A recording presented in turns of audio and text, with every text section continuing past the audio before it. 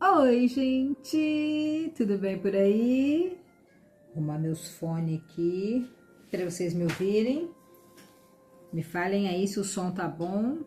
Algumas pessoas falaram que essa música é muito alta, então eu coloquei ela no mínimo possível, bem baixinha, para não incomodar a nossa leitura, que a minha voz já é um pouco baixa, né?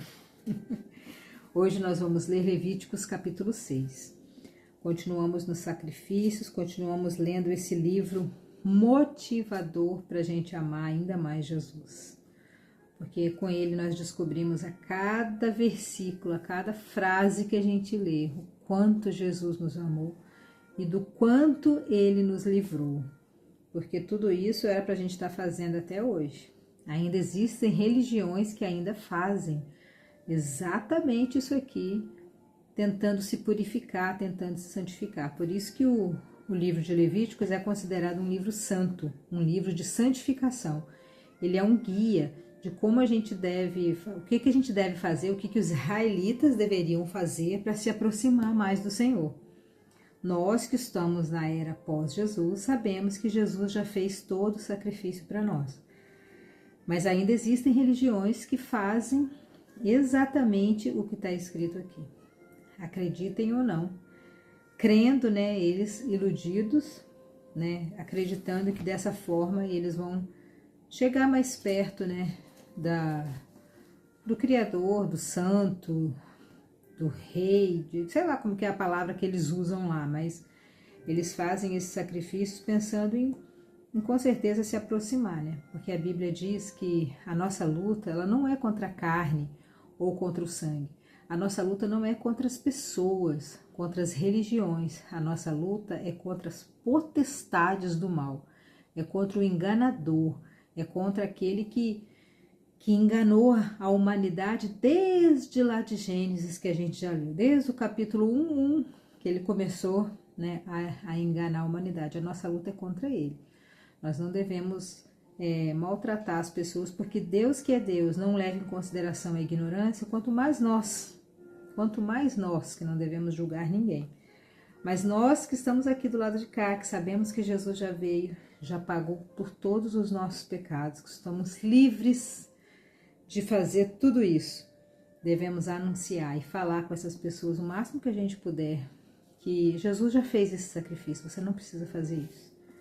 Muitas pessoas fazem para se aproximar do Santíssimo, né, do Santo, da divindade, do ser superior. Cada um fala uma palavra, né? Querendo se aproximar de Deus. E ficam ali até muitas vezes com nojo, né? Eu seria uma pessoa bem nojenta se eu fosse ensinada numa dessas religiões, que existem várias que fazem isso, tá? Mas nós estamos aqui, lendo e a cada versículo agradecendo porque estamos livres, livres. Nossa forma hoje de adorar a Deus, de ser santo diante de Deus, é abençoando a vida das pessoas, é sendo legal, sendo gentil, é adorando a Deus sobre todas as coisas, é não tendo deuses estranhos na nossa vida, coisas estranhas na nossa vida, adorando somente a Deus. É assim que a gente adora ao Senhor e é assim que a gente agradece a Ele por tudo que Ele fez por nós. O Senhor Deus, capítulo 6 de Levíticos. O Senhor Deus deu a Moisés essas ordens para o povo de Israel. Para tirar a sua culpa, precisará fazer uma oferta o homem que pecar e ofender a Deus, o Senhor. Nos seguintes casos, se ficar com aquilo que alguém lhe entregou para guardar, se roubar, né? Se não devolver o que alguém deixou como garantia de pagamento de uma dívida, se roubar alguma coisa de alguém, se usar de violência contra qualquer pessoa. Nossa, hoje em dia, esse povo aqui estava lascado, que eles iam ter que fazer muitas ofertas, né? Violência, então, meu Deus. Se jurar que não achou um objeto perdido quando de fato o achou, ou se fizer contra alguém qualquer coisa parecida com essas. Olha como que Deus é detalhista, né? Se você achou um objeto na rua e a pessoa está procurando, você sabe que você achou e você não falar, isso é pecado. Você vai ter que oferecer um animal lá para ser sacrificado no seu lugar. Ao entregar o dono... 4. Para ficar livre da sua culpa, quem cometer um desses pecados deverá devolver aquilo que pertence ao outro, ou dar de volta o depósito, ou devolver aquilo que ganhou por meios violentos, ou entregar ao dono o objeto perdido que você achou, ou acertar qualquer outra coisa a respeito de qual jurou falso. Acertar qualquer coisa que você jurou falso. No dia em que oferecer o sacrifício para tirar a sua culpa, ele entregará ao outro o valor total daquilo que roubou, e mais 1/5. Tem que pagar a multa. É sempre 1/5, né? É até pouco, né? 1/5. 5, 1/5. É até pouco a multa. Até nisso Deus é bom. Versículo 6. E oferecerá um carneiro sem defeito como sacrifício para tirar a sua culpa. O valor do animal será calculado de acordo com a tabela usada no santuário. O sacerdote oferecerá a Deus... esse fone aqui. O sacerdote oferecerá a Deus, o Senhor, o sacrifício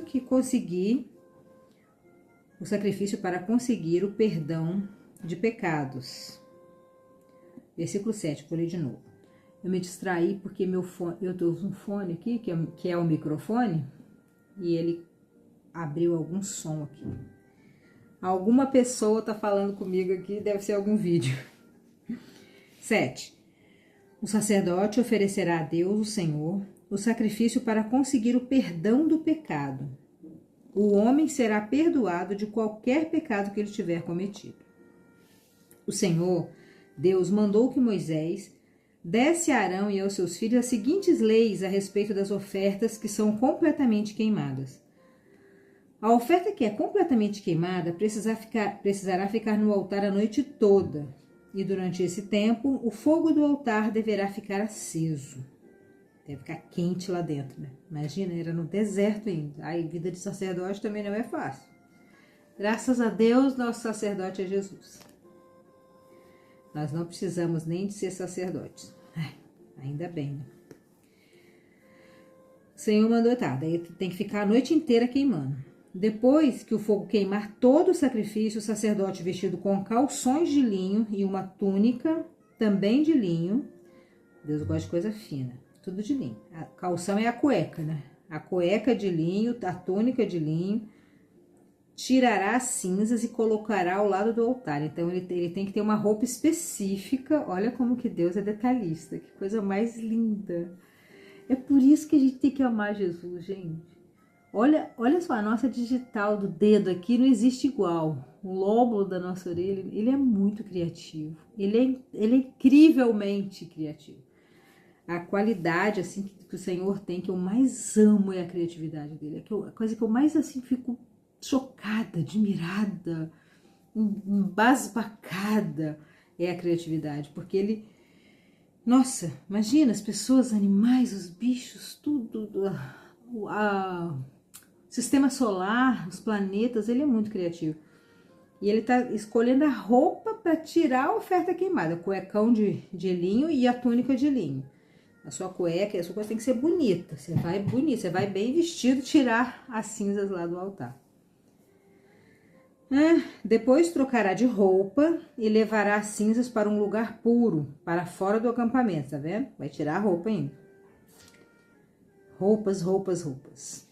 O fogo do altar nunca se apagará, deverá ficar sempre aceso. Aqui no sul tem um negócio, eu acho que é a chama farroupilha. Os gaúchos falam aí nos comentários. A chama farroupilha, que ela fica acesa direto, não sei quantos anos. Quando eu fui na festa farroupilha, no dia 20 de setembro, que é comemorada aqui, tem uma chama que fica acesa lá e as pessoas reverenciam aquela chama. Diz eles que aquilo nunca foi apagado, que sempre fica queimando direto. Não sei se é figurativo ou se é ao pé da letra, né? Os gaúchos que estão me ouvindo aí, explique. Mas é como isso aqui, né? O fogo não pode parar. Ó, o fogo no altar nunca se apagará, no versículo 12. Talvez tenha até alguma coisa a ver, né? Esse fogo farroupilha ali. deverá ficar sempre aceso. Todas as manhãs o sacerdote porá lenha no fogo, arrumará em cima a oferta que vai ser completamente queimada e queimará a gordura das ofertas de paz. O fogo nunca se apagará no altar, deverá ficar sempre aceso. Essa chama farroupilha, eu acho que ela fica sempre acesa. Tem outras coisas também, acho que até no escoteiro que tem um negócio assim também, que a chama fica sempre acesa, deve ser alguma alusão a essa situação aqui, né? Mais de 2000 anos atrás. São essas as leis a respeito das ofertas de cereais. Os sacerdotes apresentarão a Deus, o Senhor, as ofertas de cereais na frente do altar. Um dos sacerdotes pegará um punhado de farinha com azeite e o incenso, que foram misturados com ela, e o queimará no altar para lembrar que a oferta é toda dada a Deus. O cheiro da oferta é agradável ao Senhor. Por isso, a essência exclusiva, nós já lemos sobre isso, como Deus quis, e Deus falou exatamente como Ele queria. É extremamente exclusivo e você não pode replicar aquela essência ali. Tanto do azeite, né, que é misturado com madeiras, com folhas e tal, e até do incenso também, que é um tipo de madeira específica. Em algum podcast aí eu expliquei isso aí, em algum vídeo, né? Então, isso aqui é específico. Essa oferta aqui é exclusiva do Senhor. Essa farinha é a melhor farinha, o azeite é aquele com cheiro exclusivo e a madeira do incenso também é exclusiva. Tudo só para Deus. O cheiro dessa oferta é agradável ao Senhor. Os sacerdotes que são descendentes de Arão ficarão com o resto das ofertas de cereais. Com a farinha da oferta, eles farão pão sem fermento e comerão o pão num lugar sagrado, no pátio da tenda sagrada, até onde comer o Senhor explica, né? Versículo 17. Não usarão fermento para fazer esse pão. Essa oferta, essa parte da oferta de cereais, que fica para os sacerdotes, pertence a Deus, e por isso ela é muito sagrada. Como também são sagradas as ofertas para tirar os pecados e as ofertas para tirar as culpas. Todos os homens que sejam descendentes de Arão têm para sempre o direito de comer desse pão. Eles podem comer do pão sagrado porque eles são separados para ser sacerdotes de Deus, né? As pessoas não, só eles podem comer, porque é muito sagrado. É a parte que lhes pertence das ofertas de alimento dadas a Deus, o Senhor. Mas acontecerá uma desgraça a qualquer outra pessoa que tocar nessas ofertas, pois elas são sagradas. Olha só, acabei de falar, está escrito aqui. Versículo 19. O Senhor Deus deu a Moisés as seguintes leis a respeito da ordenação dos descendentes de Arão para serem sacerdotes. Quando o sacerdote for ordenado, oferecerá a Deus, o Senhor, 1 quilo de farinha, como se faz na oferta diária de cereais. Uma metade será oferecida de manhã e a outra metade será oferecida à tarde. A farinha deverá ser bem misturada com azeite e o pão deverá ser assado numa grelha, aquela grelha de bronze que ficou feita lá na beira do altar. Eu decorei porque eu acho que deve ser lindo uma grelha de bronze, né? Por isso que eu lembro, ela fica na frente da arca, né? Na frente do altar tem uma grelha, dentro do tabernáculo. Cadê? Eu fico conversando e me perco. Na grelha. Depois, o pão será partido em pedaços e o sacerdote o apresentará a Deus como uma oferta de cereais. O cheiro dessa oferta é agradável ao Senhor. Essa é uma lei que vale para sempre. Todo descendente de Arão que servir como grande sacerdote fará a mesma coisa. Essa oferta será completamente queimada como sacrifício a Deus, o Senhor. Nenhuma parte de qualquer oferta de cereais apresentada por um sacerdote poderá ser comida. A oferta será toda queimada. Estava aqui lendo, estava pensando. O povo de Israel, algumas pessoas, claro, né? Eles ainda esperam por Jesus, sabia? Eles, inclusive, estão querendo reconstruir o templo de Salomão, que foi destruído, né, pelos, acho que romanos, sei lá, quem destruiu. Alguém destruiu o templo lá, os egípcios, eu acho que destruíram. e eles estão querendo reconstruir e voltar a fazer esses sacrifícios. Olha que coisa triste você não saber que Jesus já veio, você não acreditar que Jesus já veio com tantas provas, tantas referências, que Jesus veio e morreu e foi crucificado, né? Eles estavam até falando um dia desse que parece que acharam, eu não sei se eu acredito muito não, sinceramente, mas parece que acharam a arca, né? A arca toda de ouro. E também tem o Santo Sudário, né? Que eu conheço várias pessoas que creem no Santo Sudário, naquele pano que envolto em Jesus. Quer dizer, existem inúmeras provas de que Jesus existiu e o povo está querendo reconstruir o tabernáculo com tudo isso que a gente está lendo aqui, para voltar a fazer todos esses sacrifícios. Enquanto Jesus já veio, gente, já fez tudo por nós, a gente só tem que adorar Ele de todo o nosso coração e servir o nosso irmão. E é só, ponto. Jesus é simples e eles estão querendo complicar, né? Vamos lá. O Senhor Deus mandou que Moisés desse a Arão e aos seus filhos as seguintes leis a respeito da oferta para tirar os pecados. O animal usado no sacrifício para tirar pecados deverá ser morto na presença de Deus, o Senhor, do lado norte do altar, onde são mortos os animais que são queimados em sacrifício a Deus. Essa oferta é muito sagrada.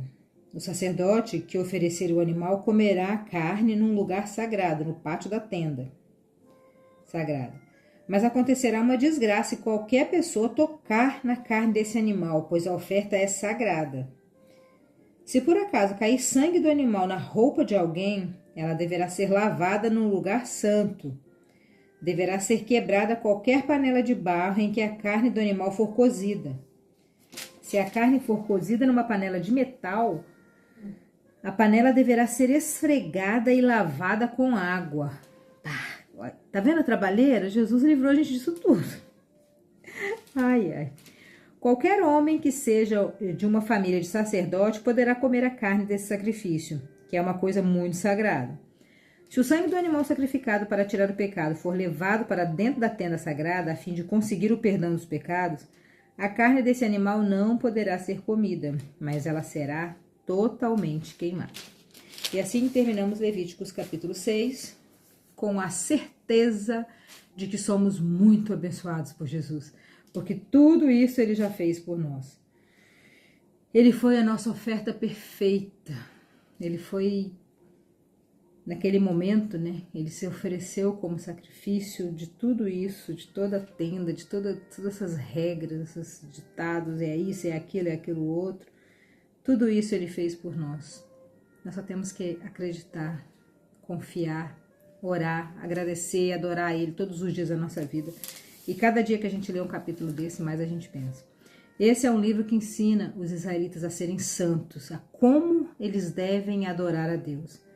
E nós hoje, no Novo Testamento, lá em Hebreus, em Gálatas, fala exatamente sobre isso aqui. Eu poderia ler o livro de Levíticos junto com Hebreus e com Gálatas, intercalando, para você ver aqui, ó, tá falando para fazer isso. Jesus foi o nosso sacrifício. Sim, esses livros eles explicam exatamente todo esse processo aqui diante de Deus, né, diante de Jesus. Agora, né, com Jesus. Um dia a gente vai ler, tenho certeza disso. Se Deus quiser. Beijão para você e até amanhã no capítulo 7. O número da perfeição.